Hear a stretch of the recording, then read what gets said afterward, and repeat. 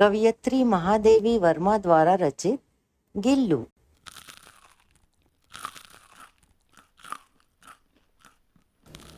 नमस्ते। महादेवी वर्मा छायावादी युग की प्रमुख कवयित्री मानी जाती हैं। आधुनिक हिंदी साहित्य में महादेवी वर्मा मीराबाई के नाम से प्रसिद्ध हैं। एक दिन लेखिका ने देखा कि गिलहरी का एक छोटा सा बच्चा घोंसले से गिर गया था और कौवे उसे अपना आहार बनाना चाहते थे। लेखिका ने ध्यान से उस नवजात गिलहरी को देखा तो कौवे की चोंच के 2 निशान मिले। वे उसका उपचार करती हैं और उसे बचा लेती हैं। लेखिका उस गिलहरी को जिंदा रखने के लिए रुई की पतली बत्ती को दूध में भिगोकर उसके मुंह में दूध डालती हैं। उनकी सेवा से वह धीरे धीरे स्वस्थ हो जाता है। लगभग 3 दिन होते होते वह जीव अपने पंजे हिलाने की स्थिति में आ जाता है और लेखिका की उंगली अपने पंजे से पकड़ने लगता है। लेखिका ने उसे एक डलिया में रखना शुरू किया। एक हल्की फुल्की डलिया में रुई बिछाकर उसे तार से खिड़की पर लटका दिया। उन्होंने उसका नाम गिल्लू रखा। अब गिल्लू 2 वर्ष का हो गया। नमस्ते मित्रों, मैं हूँ गिल्लू। वहीं 2 वर्ष गिल्लू का घर रहा।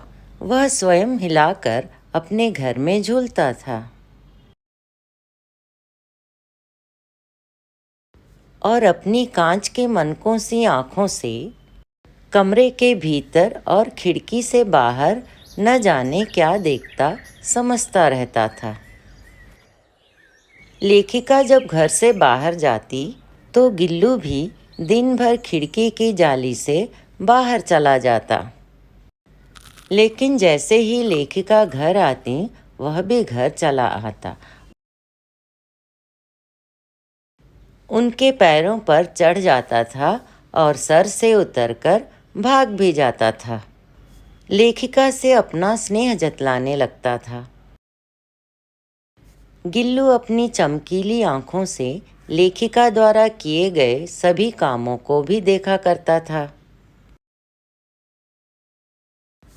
अब वह लेखिका के साथ खाना खाने भी चला आता है।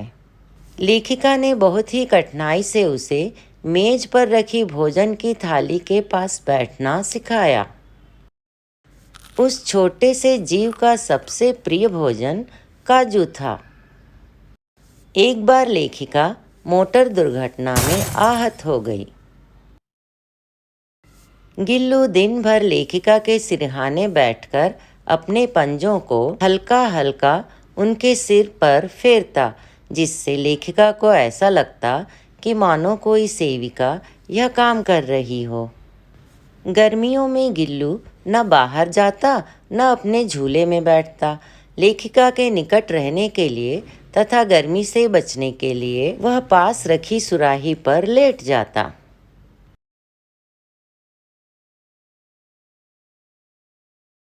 दो साल से ऊपर हो गए। गिल्लू की जीवन यात्रा का अंत आ ही गया। दिन भर उसने न कुछ खाया न बाहर आया। रात में वह अपने झूले से उतरकर लेखिका के बिस्तर पर आ गया और ठंडे पंजों से उनकी उंगली पकड़कर हाथ से चिपक गया। प्रथम किरण के स्पर्श के साथ ही वह किसी और जीवन में जागने के लिए सो गया। सोन जूही की लता के नीचे गिल्लू को समाधि दी गई, क्योंकि उससे वह लता सबसे अधिक प्रिय थी।